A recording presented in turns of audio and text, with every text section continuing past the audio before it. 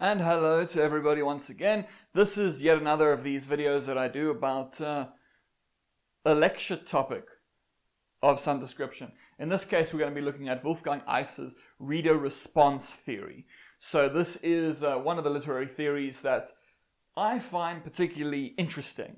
Last time I looked at Ferdinand de Saussure's semiotic model, and while that is a very, very influential and important a theory, this one I find to be very, very interesting in a very different way.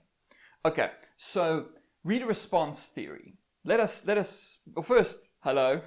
I go by LC Lupus online, and I'll go into more stuff about me later. So let's just jump straight into this old reader response theory thing. So, reader response theory. Wolfgang Iser was not the only person who did reader response theory, but we're mostly going to be looking at sort of his ideas here.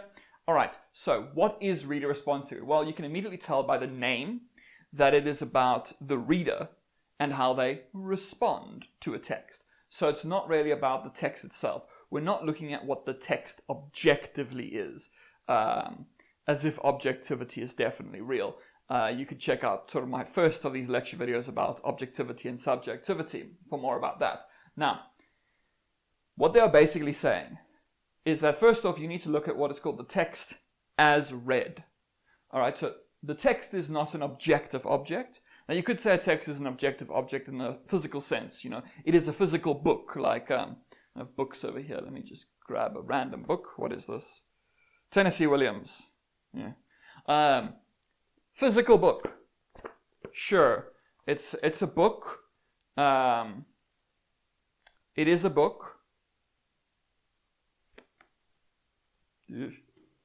But what is inside it is what we usually refer to as the text, right? And the text is not what any of this kind of stuff, when it comes to literary theory, what we're actually talking about. So, the text is basically what exists in your head, right? When you're reading a thing, you're imagining it, right? You're thinking about what the story is. What is it saying to you? So it's actually in your head, and there is no objective text, right? It's not like it definitely means something. Like it definitely means something in and of itself. It doesn't. It just doesn't, right? So one of the things that Iser was trying to look at was literary language or literary communication versus ordinary communication. Ordinary communication is just talking to each other, right? When I say something, you interpret it a certain way. Hopefully, if I conveyed things in the way that I was supposed to convey things, you will understand what I'm saying. If not, there has been a failure of communication. But that goes more into, conversational analysis, that kind of stuff, which is very, very different to literary communication. So we're looking more at literature, right? And now, when it comes to ordinary communication, there can be mistakes that can be made. You might mishear me, you might misunderstand me, I might misunderstand you, etc. But that can be easily cleared up because, you might say something, oh, no, that's not what I meant, and then I clear it up immediately. Literary language is different, right? It's literary, it's poetic, it's trying to be something else, right? So, quite simple, right? And now they're saying literary language does not equal ordinary language or communication. They're not the same thing. They're different to each other. Now this is also something that you can see reflected in things like a central idea behind Russian formalism is that literary language is not the same as ordinary language. So it's sort of as a similar basic idea there in that sense. Now, when it comes to the text, we want to look at the text and its relationship to the reader, right?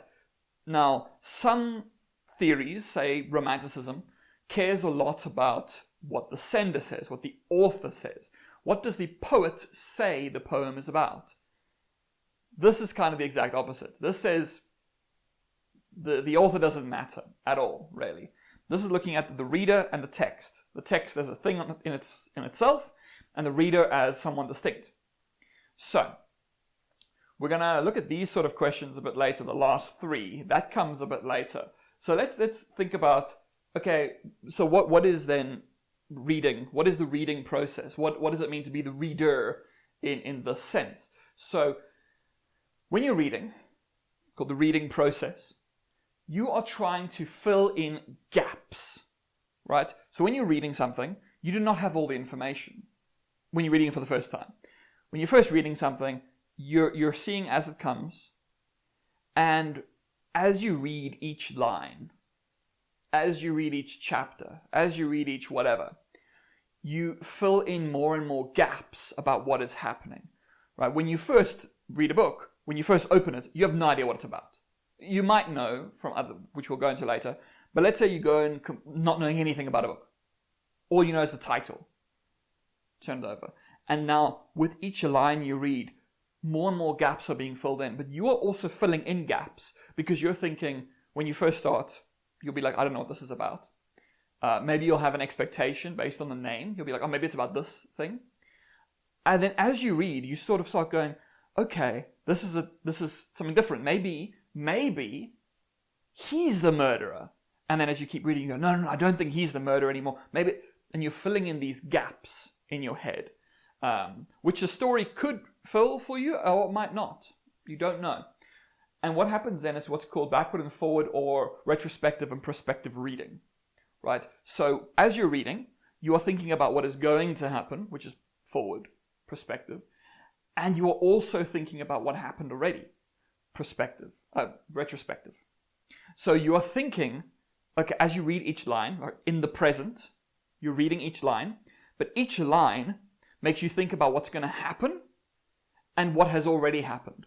So let's say there's a story with a character, and the character at first seems like a bad person. Everything they do is a bad person. They're bad. Every single time, they just seem like a bad person. But then, halfway through the book, it turns out that they do those things for a reason. Maybe they do it to protect someone, or because they had trauma that led them to be that way. And all of a sudden, you don't actually see them in a villainous way anymore. You see them in a more sympathetic way. That becomes retrospective reading. Because the whole time you were thinking, oh, he's a bad guy, and then, oh wait, all those things that have already happened are not actually him being a bad person. And then if you were to reread it, you would go, oh, look at all these seem bad, but they're actually not. They're actually not bad things. So that's like the idea of retrospective and prospective reading, where you're constantly thinking forward and thinking backwards. New information creates new ideas about what's going to happen, and also new information makes you think about and reevaluate what happened before, right? You start to change your opinion of a character. So say a character who starts out a bad guy and becomes a good guy, or starts out a good guy and becomes a bad guy. Your opinion of them will change over the course of the book, the series, the movie, whatever it is. All right, so now this is informed by personal knowledge. A lot of texts require some level of personal knowledge. I mean, there's always inherent personal knowledge. For instance, if you're going to read a book in English, it assumes that you can read English. If you can't read English, then you can't read the book, which seems kind of obvious. But when you think about it, it means that you need to have certain knowledge already in your head before you can understand. Now, let's say then I'm reading a detective story. Detective stories only really make sense when I already understand what detective stories are, which is why it can be, say for a lot of people, anime is a really good example. To a lot of Western people who then look at anime for the first time, it's a completely different sort of culture to what they grew up in, and so it's all new and different and weird. So they can check out new, and they don't really have as much personal knowledge. They might be confused about things that are happening. Why are there so many festivals? Why are they eating those kind of things? Blah, blah, blah, blah. Why are they acting that way? And then as you watch more, your personal knowledge expands about the sort of Japanese culture, and you learn more and more about it. Now, this could happen with anything, but there needs to be some kind of an understanding, usually, to be able to interpret any kind of a text. So it requires personal knowledge, a personal encyclopedia, if you will. You need to understand certain things. If you do not understand things, you might not be able to go into it. So imagine, I don't know, some long-running series, let's say Game of Thrones, if you were to go in, you've never seen the first however many seasons, and you just watch the last season of Game of Thrones, you're not going to know who any of these characters are, you're not going to know what any of them went through, you're not going to understand any of the context, and you'll be like, okay. Because you don't have the personal knowledge that has been gained over the course of your reading. Remember, reading doesn't mean physically reading, can also mean watching something, can mean listening to something, can mean playing something. Reading is just, I personally prefer the term consuming because it's more all-encompassing, but whatever. Now you get what's called background and foregrounded information or elements in a text. So the background information is things like you're reading a detective story, and the detective story is using detective tropes, right? It's using the kind of things you expect from a detective story, which seems obvious, but if you're watching CSI and randomly a pirate bursts out of nowhere, like a swashbuckling pirate, arr, you'd be like, huh? That doesn't make sense. That doesn't make sense against the background of the text. That doesn't make any sense at all. So the background is that sort of stuff. The stuff that you already assume is going to be there. And then whatever is foregrounded is whatever's sort of new, what's being brought to the fore, to the front. What is new about it? That's why you might have heard people say that nothing is original. Every story's been done. And that's because every story is essentially a variation on other things. I mean, if you boil things down really, really, really far, you can pretty much say stories usually are about a person who does a thing. And you'll be like, yes, but that's extremely broad. And you can look at that's why you get things like the hero's journey and stuff, which are sort of archetypal plot lines that you see repetitively done. So, I can't remember the exact thing because I don't really care about it that much, but it'll be the kind of thing where a character starts a certain way. There's some kind of a conflict that occurs, then they have to encounter the conflict, in some way improve themselves because they've kind of lost to the bad guy. They've improved themselves to the point where they become capable of defeating the bad guy, and then they kind of return to where they were in the beginning, but they are changed. And that's like a very common plot line you see in a lot of things, like Lord of the Rings, Star Wars. There's lots of properties that have this basic kind of structure of people going somewhere, having to improve themselves and going on a journey, and then returning as changed people. And that's sort of a background. And the foreground is whatever sort of new. Now, you can change what happens in the background through sort of subversion, which is called depragmatization, which is a big old word, where you're kind of subverting what you would expect, right? So, take something like Deadpool. Deadpool's probably a good example. To a lot of people, they are not used to seeing a superhero story where the superhero is not actually a hero. And then that sort of changes it. It makes you go, oh, this is not actually about like a good guy. It changes the background. It sort of subverts what you would expect to happen. And things now have to change. And now you don't know what's going to come. You don't know what's going to happen. Because anything could happen because they have broken what you expect. They've broken the background. And this is how you can get, where things seem really, really original. When you boil it down, you can sort of go, well, I mean, a lot of these aren't really original. They're using tropes that already exist. They're just messing with them. They're changing them. They're altering them. They're screwing them up. So you're subverting them. Now, this then goes into this idea of reader and text habitus. So sort of habitus is where you are. A reader and a text habitus, or textual. So, the reader habitus is sort of what you expect going into a text, which might then change. If something happens that causes it to change, you are then entering into more of this textual habitus where the text has its own thing it wants to do, and you're expecting one thing, and if the text does exactly what you expect, you might actually be kind of bored. Or if you're a really, really boring person, you'll be like, oh, I'm so happy they didn't do anything new. If things never change, so say the story is always, you can think about sort of rom-coms, right? A rom-com has a very, very standard structure. They start out not liking each other. Often there'll be another love interest, but then they realize, oh, I actually like this person, and then they end up with them in the end, and happily ever after. That's sort of the reader habitus. You're going in thinking, oh, this is what's going to happen. So then when you get one that doesn't do that, that screws with that whole idea, then changes it and morphs it into the text habitus, you now have to change the way you think based on what could happen. So it completely changes everything. So ultimately what we're doing with this whole reading process is a search for meaning. What is the text about? By doing all these things. When you're reading backwards and forwards, you're trying to figure out what is it about. When you're using your personal knowledge, you're being like, how do I apply this? Right?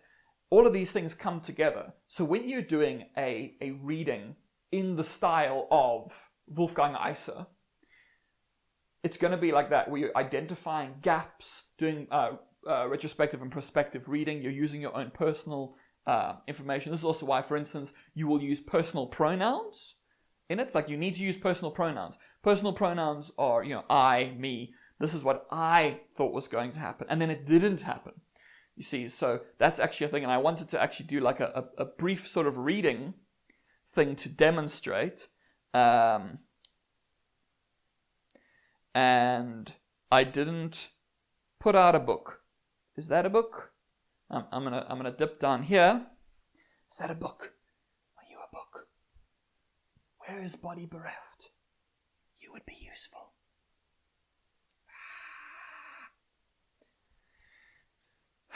I think Body Bereft is in another room, which is very irritating. Wait.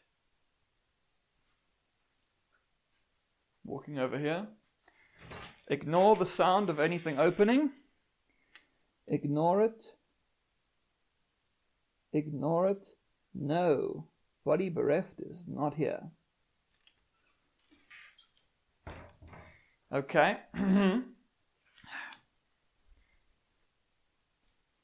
I now have a phone in my hand.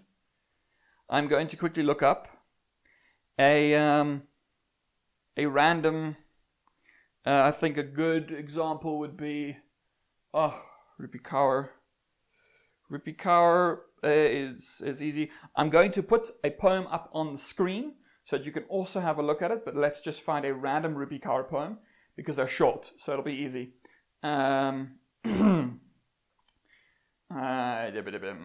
Most of her poems have text attached, have images attached to them. Okay, here's one that doesn't have an image attached to it. Okay, so I'm going to put this one up on the screen later, but I'm going to first, I have not read this one before, I don't think. I've read one of her books, but it's been a very long time. So we're going to do a bit of a demonstration of the reading process according to Wolfgang Iser. So I'm going to go in, I know who Rupi Kaur is. Her work is usually about things like, it's about things like feminism, it's about things like gender in general, it's about trauma and all sorts of things, all right? So I'm kind of expecting something like this going in. So I'm going to start reading. Your art is not about how many people like your work. All right, I'm going to immediately stop there before I continue. So now I'm thinking to myself, okay, your art is not about how many people like your work. Okay, it's written in a very, very simplistic sort of enjambment style where you just read it out. And it's obviously focused on artworks, right? In her case, probably because of poetry. So I'm thinking to myself, okay, in terms of gaps, this is going to be, based on just these first 3 lines, this is going to be, now, you can still hear me, but for some reason this happens. It happened last time, and I'm not very happy about it. Hello again. Camera died. I thought there was enough power in it. It looked like it was pretty much fully charged. So anyway, on with what I was talking about. So, we're going to continue with this reading of Rupi Kaur's poem as if nothing happened. So, your art is not about how many people like your work. Okay, so immediately I'm thinking, this is about, it's about art, it's probably about her, it's probably about It's also saying your. So it's using the second person pronoun. It's talking to me. It's saying if you are an artist, you shouldn't care really about if other people read your stuff or not. It's still art. It is art regardless of how many people do or do not read it. It's fine, you know. So that's what I'm immediately thinking. So I'm thinking, okay, this is going to be quite an optimistic poem, right? I'm doing prospective reading. I'm assuming it's going to be like that. So let's keep reading. Your art is about if your heart likes your work, if your soul likes your work. This introduces a spiritual component to it. You know, if your soul likes it, this changes up the way that you basically approach this kind of a thing. You know, how do you think about what you create, what your art is? So I'm immediately thinking to myself, okay, well, seeing as I, for instance, am a writer, this is aimed quite well at me. I'm somebody who could benefit from this kind of a story, this kind of a poem. So I'm sort of thinking to myself, okay, this is interesting. This is sort of talking about how you shouldn't put value into an audience. You should put value into yourself. Do you like the art you have created? Not does somebody else like it, anything like that. Do you like it? That's all that really matters, right? So that's a completely different way of looking at things. Now, it's about how honest you are with yourself, and you must never trade honesty for relatability. Okay, so now capping off things, I'm thinking to myself, all right, if I'm now thinking retrospectively, I was right. This is a more optimistic poem. So the gaps that have been filled, I had thought it would be that, and it was confirmed. So the gap has been fulfilled, and also ultimately ends off with just her signing her name, Rupi Kaur. Okay, so that's, you could see as sort of an end point, but a lot of poems don't actually end with the person signing their name. So there is a reason for that it feels like a personal letter to creatives. So it feels like it's almost a personal letter to me. It is general enough, apologies, it is general enough that I'm able to insert myself into this little brief narrative. All right, let's put this away now. So you see, I had some gaps that I needed to fill. Background and forward, back and forward reading. Spoke about that as I went. Personal knowledge. I had my own ideas. I knew what I was going in with in terms of the background. Didn't really subvert it because I expected what it was going to be. So therefore, it didn't really change anything. I didn't get what I didn't expect. So the foreground and background kind of collided with each other very, very well, very, very easily. So the text habitus didn't really mess with my reader habitus. They aligned up quite well. The meaning is quite simplistic to understand. It's very forward. It's very punchy. Quite simple. So that's like a demonstration of how to do. But if you were doing this for an assignment, for instance, you should go more in depth into like kind of each line. Talk about each line and why it makes you feel the way it makes you feel, and what you think, and use these kinds of ideas. Right? It's very personal. That's also the thing. This is not an analysis. This is a personal response to a thing. That's what it is supposed to be. It is how I am responding to it. It's not, any of this other stuff. Okay, so now let's return to these last three questions, which I had spoken about. Who produces? Okay, now in a lot of literary theories, we're talking about how certain people within the creation process are the ones that produce the text, right? So who makes it? Who makes the meaning? Obviously, whoever the author was the one that wrote it, however they're writing it. But,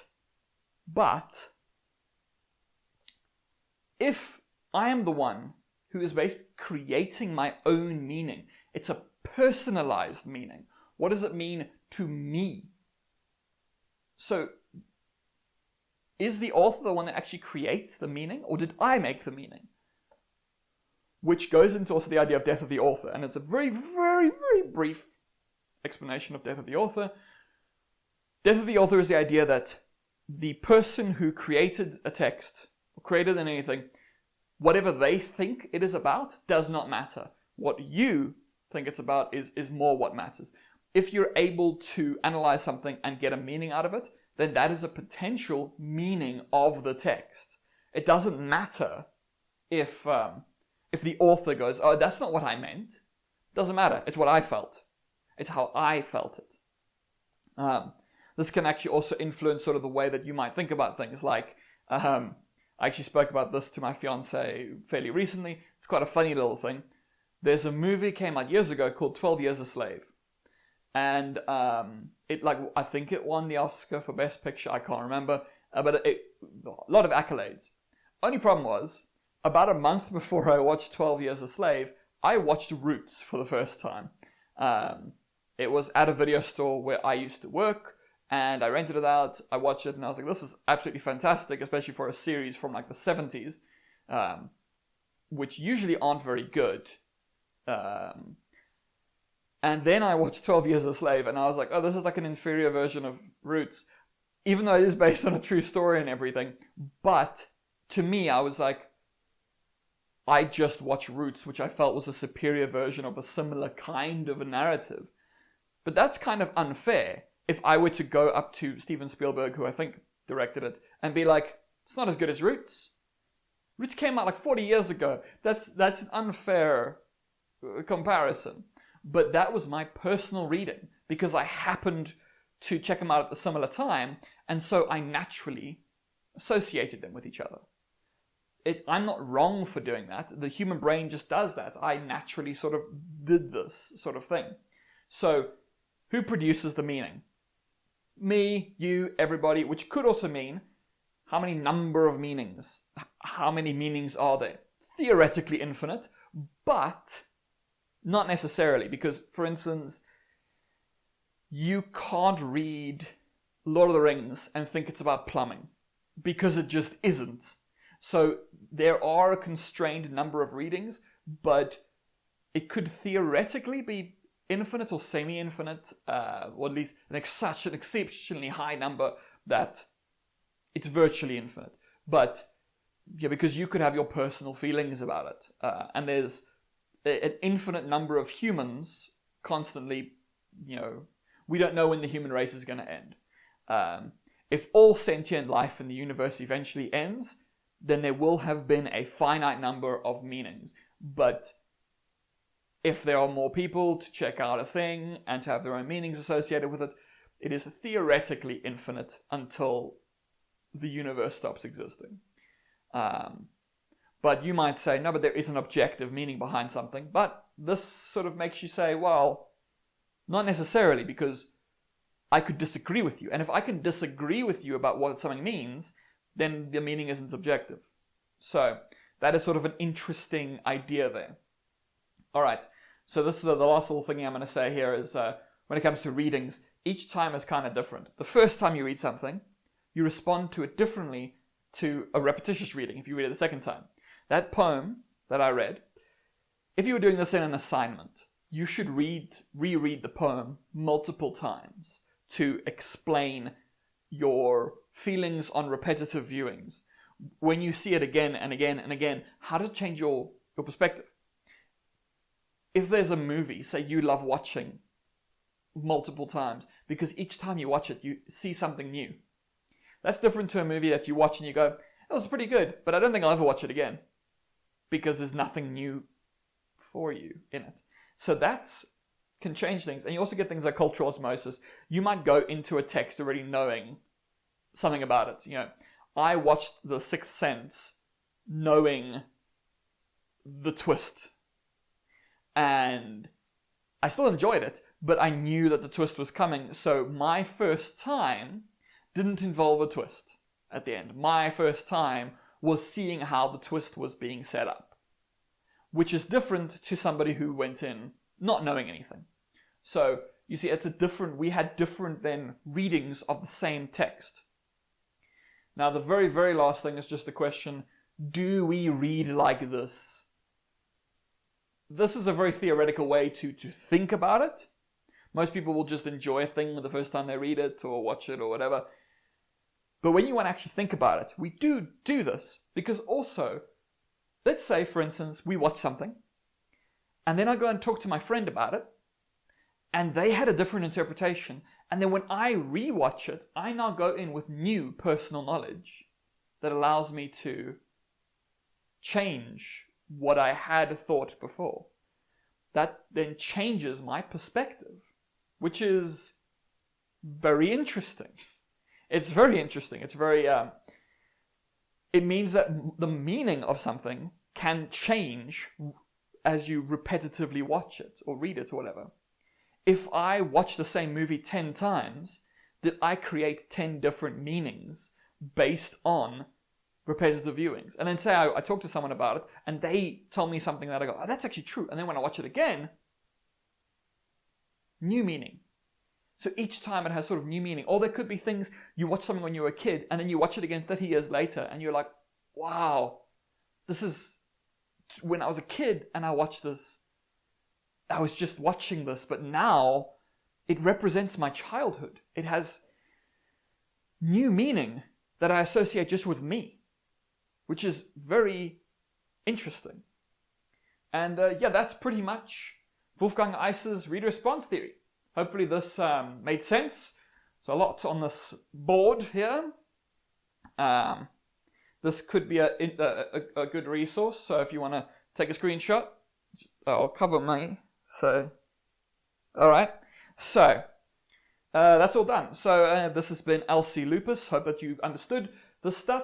If you liked the video and it helped you and everything, do the usuals: like, comment, subscribe, share it, tell everyone how brilliant it is, how it made everything so easy to understand. Anyway, if you otherwise want to support what I do here, where I'm just sort of making these lecture videos for the most part at the moment, you can go and check out my books if you want to. You can find them all in the description below. So far I've got 2 books, one released like just a few days ago. So I'm going to put one cover now. This one is the Cyborg Wilderness, and then this one is Mostly Rejected. Mostly Rejected is the new one, and it is a collection of short stories that were almost all rejected by literary journals. So if you want things that are were all rejected over 150 times, I think, then check it out. Check it out. Now, all the links are below. Now, you can also download any of them, or either of them, for free in sort of the last link, which is the itch.io or itch.io. I don't actually know how to pronounce it. You can get it for free or pay as much as you want, or there's also Amazon and Kobo.